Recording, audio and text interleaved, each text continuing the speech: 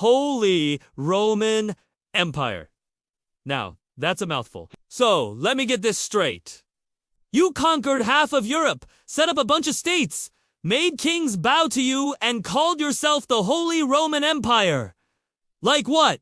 So funny story. This episode didn't actually start with the guy who conquered half of Europe. It started with this guy, Charlemagne. Back in 800 AD, the Pope was like, hey, Rome is obviously better than Constantinople now, right? And Charlemagne was like, sure. And the Pope was like, so why don't you become the new Roman emperor? And Charlemagne was like, wait, what? Oh, okay.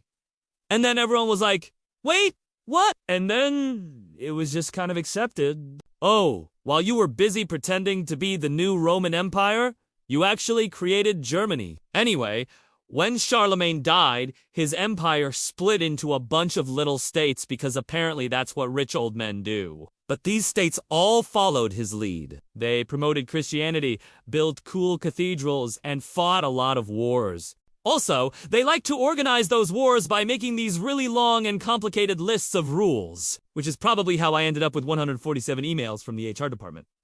We should make a whole episode about this at some point. The point is, it's kind of impressive that despite having more internal squabbles than a family reunion, the Holy Roman Empire somehow lasted for 800 years. Part of the reason for that was that, unlike other empires, the Holy Roman Empire wasn't a monarchy. In fact, it was an elective autocracy, which means the ruler wasn't inherited, it was voted on. Specifically, a group of 7 powerful nobles got to vote on who became emperor, and if you wanted to be one of them, you had to bring a really big checkbook. Yeah, this wasn't exactly a meritocracy. Anyway, in the 1500s, a guy named Martin Luther came along and kicked off the Protestant Reformation, which caused the empire to erupt in violence. This period, known as the 30 Years' War, was basically the entire Holy Roman Empire saying, "What are we doing here?"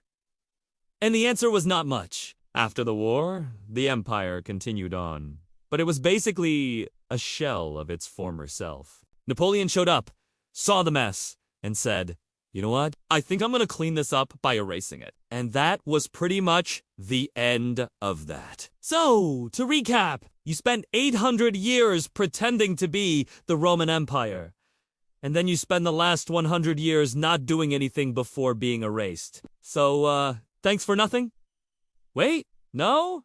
Don't go. You actually left behind quite a bit of stuff. For example, the modern nation of Germany and Switzerland. Oh, a lot to the Holy Roman Empire. Not to mention this guy, the Black Eagle. And hey, if you're looking for a fun way to learn more about global history, stay tuned.